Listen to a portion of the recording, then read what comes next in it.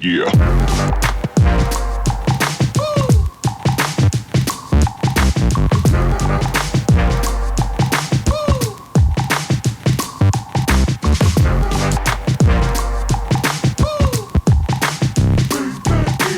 I have a cool story if you want to hear it about. I want to hear all your cool stories. So I told you earlier about the fact that some pair of shoes were absolutely like a cult when it comes to getting them, and Air Max 1 was part of that. So then I talked about like the fact that internet payments were getting like more secure, more mainstream and so on.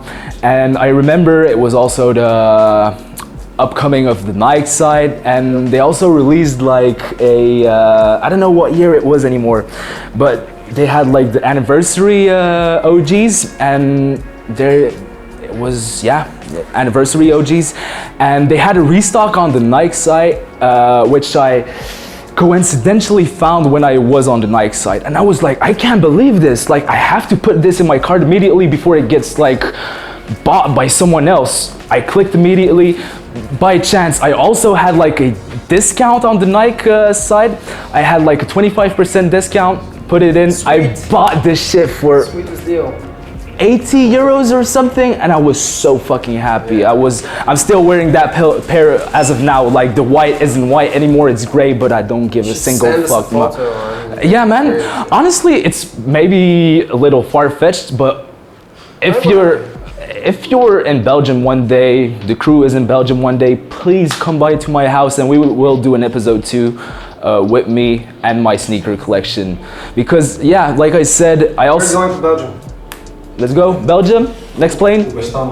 Hey, so yeah, I also have like older pairs from back in the days, the retailers in my region. I have like the Coast, just simply the Dunk High Coast. I checked like eBays and so on. I bought that shit sitting in the shelves, right? Now it's going for fucking 2,000 euros, man. It's like, how did I lay my hands on this shit? How do you feel about that bubble? What do you think's happen next?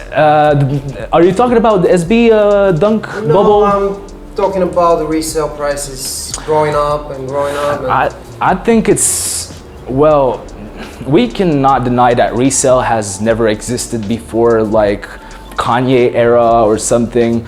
Because I remember when I was little and checking for Jordan 1s, fantasizing about getting them off eBay, it was not retail. Like before the 2000s and so on, we didn't have a high retail like as of now. But I mean, of course, as a huge fan, I can be salty sometimes that I didn't manage to grab a pair because hundreds of resellers flooded one release or something. But I can't deny that it also participates in the whole industry. Like sometimes I remember like the SB Dunk Pigeon, the second one, like the black pigeon. It was sitting, man, and the only thing was I didn't find my size. And like there were so many cool people in Belgium that was like, fuck it, I'm not making money off reselling this. Let me give it to you for retail. And I was like, for real? Like, sure, man, let me give you the 100 euros. I'm gonna buy this shit immediately. And so yeah, like it's a little mixed, I guess. I condone it, but I don't condone it. But then again, if we go into sociological studies and like psychology studies, emotions is a limitation to your cognition, and emotions make you think things that are not completely rational and so on. But yeah, how I feel about it, I would also be completely dishonest if I didn't tell you that I never sold a pair in my life before, especially considering at a certain moment I started like going off with my collection in 2015, 16 and so on. Space Jam's coming out, the first Yeezys. I try to get into the Yeezy hype because I'm a big fan of Kanye West, not only his production but also his like music, his original lyrics, which were woke as fuck, really clever and so on. So I tried to get into that hype, and I'm not talking about the Nike hype because I think that was a really good silhouette, to be honest. It was a really good silhouette, but I tried to get into that Adidas hype as well, but unfortunately, or yeah, whatever you want to say, wasn't my thing and so on. But yeah, I started to pop off with my collection like around 2015, 2016. Wore a lot of shoes, but I always stayed true to a certain rotation because I can't undress all my shoes at once. Like at a certain point, you'll find yourself in a collection with completely beat down sneakers and so on. But then unfortunately, I do have to say that my dad passed away in 2010 and my mom passed. It's okay, bro. I'm cool talking about it. It's also part of my history, so I have to stay true to that. But then my mom passed away of a really terrible disease in 2018. I was an orphan. I had no money. Like all my revenues were stopped. I was studying. University in Belgium is like really, really expensive. They canceled my scholarship. I had to repay my inscription. I had like almost 20K of debts towards like institutions, the burying for my mom, like her coffin was really expensive, and so on and so on. So being in a real mess, I was like, okay, I don't have enough money, and the only thing I possess with value is sneakers, and I don't think my mom would have condoned. That's a completely different thing. Exactly. And as of now, you're supposed to do that. Exactly. In a situation like that, you're supposed to do something like that. Exactly. And now I'm still thinking about pairs that I sold just to get by, like Space Jams. I ended up like selling them because the retail was high, and I wore them a few times, so I was still able to get retail back of them, because back in the time, resale game wasn't like now where you pretty much buy a Concorde for 500 euros or something, you know.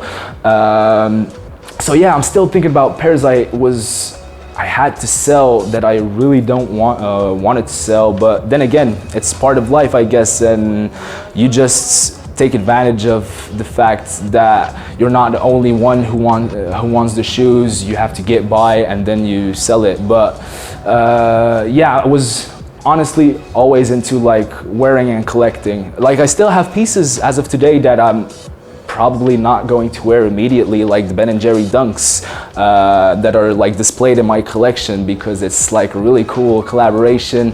Always a big fan of Ben & Jerry's. You can see that. You can see that. But yeah. Any top sneakers for 2020? Whoa. Last time we discussed that, and I think it's in Wow. Can we do a brainstorm? Like, if I forget something, try to make me notice. Okay. So, Ben & Jerry's, fucking hard. Like, I know it's not a shoe you can wear casually each and every day, you know, like it still has like a flashy colorway, a flashy pattern, and so on. But just to know that an ice cream company is able to collaborate, and such a good ice cream company is able to collaborate with such a legendary shoe, that was amazing. Strangelove. And it looks fresh. It looks fresh, and I have them in hand, and I know that too many colors, too many fabrics used in it, but then again, they're nice. Really Exactly. The quality is really good. Exactly, and for once, well, I saw posts on Facebook and social media about people condemning Nike for being terrible at quality control. We all know the story, but in my opinion, the pair that I possess doesn't have a problem. No glue stains, no iffy stitching or something like that. Really cool. Yeah. How should I say? Good execution. A really good execution. Then we had Ben & Jerry's. Well, we can't deny the role that SB played, like Dunks and Dunk SB played in 2020. What I was really stoked about is the resurgence of Be True to Your School in 2020. Syracuse, Kentucky's, the Iowa Dunk, the Iowa Dunk end 2020, or was it beginning of 2021? The Wu-Tang Clan dunks. Probably I think it was like at like the end. of the Yeah, December, I think. yeah. And like it was so cool to see like such OGs, such legendary shoes. We all remember the "Be True to Your School" poster and so on. That was really cool, seeing them back in 2020. The Strange Love dunks, really cool colorway. Like you have that velvet rose, that red. I don't know how I can describe it, but the toe box quilt, yellow, pinkish, really cool. Plus the little logo at the bottom. That was I have the following question then. yes. It was the Jordans. Yeah. The Jordan 1s. Last year it was the dunks. Yeah. This year? What's gonna be next? What do you think is Oh, gonna be next? that's an interesting question. I don't think so. About the CDG? No, I think collab? that Travis Scott will go out with Oh yeah, yeah. and Yeah? composites will be it, yeah. Maybe. That's the rumors. Did you see the CDG collab? The photos that leaked out? Composites. Foams and Comme des Garçons collaboration. Oh, I didn't see that yet. There's a black and white version. Yeah. Okay. They look really dope. Well, Really dope. we can't deny that Foamposites always played a big role as well in the sneaker culture, basketball culture, but for one reason, I was never like going straight for it. I don't know, like. We're never big in Europe. Anyway. No, exactly, and Because they were really, really expensive. exactly. Not only, really. But it was like this really utilitarian basketball shoe. It was like perfect for basketballing, and for sure, I don't know if you guys feel the same about that, but we were all little younger and like trying to hoop and so on. But it wasn't as if it was like in the US where you would go out and like obviously basketball sneakers, I guess. But I was never like a huge fan of the Foamposites, and I didn't see the CDG collab.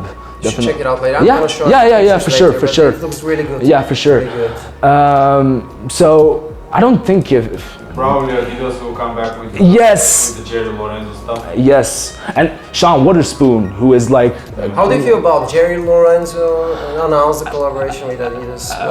What's up with that? well, honestly, again, I wouldn't say I'm a big fan of Adidas, although I have to stay true to the history and so on. So I never like have a big opinion on Adidas, like also not really with the Jerry Lorenzo situation going on. But I think Adidas is. But no doubt it's gonna give a huge boost to it. Yeah, absolutely, Boost to it. absolutely. Hey, pun what I did intended. here? Hey, pun intended. You deserve it. Intended. Hey, next rapper, Yeah, Nico, wordplay master. So I've also read rumors about like Reebok, trying to sell Reebok and so on. They should. Yeah, right. Yeah. They're ruining it. Yeah, exactly. Where are the days with the OG pumps and so on? Yeah. But yeah, Sean Waterspoon starting to collab. He is obviously an icon in like the whole industry. Really passionate man with his round 2 in LA and which city was it again? Yeah, but it started like in a really not all too known city in like a random state where he was I'm from. not sure where was the first store situated. Yeah, we'll check that later, whatever. So yeah, He's he's an influential guy anyway. yeah, exactly, and I think he might give a huge boost to Adidas as well. I think so as well. Yeah, and like I don't know if you The have. company needs it because Yeah. it used to be a bipolar world. Exactly, It's now, you know, exactly, and Nike is doing great and pretty much. hey, yeah. They're the giants right now, Nike. And honestly, yeah, for sure, I might get called a hype beast for being such a fan of Nike or whatever. But we can't deny like the role they have played since Michael Jordan has signed with him, and like they have made like publicity with Spike Lee, and I don't know if you know the song Classic from DJ Premier with Nas, Rakim and KRS-One, but that clip was shot at the 25th anniversary of the Nike Air Force. Exactly, bro. Oh, that was so satisfying. So yeah, I don't know where I was at. So yeah, Nike has been like a huge giant, yeah, since like 90s, and it always grows faster, and I still hope that Adidas will claim back the reputation it had. And I've seen it as well, like the 7800Xs, they have been making a big resurgence in 2020 and 2021. So you brought us a couple of pairs. The one of them is the Fire Red Force. Exactly. And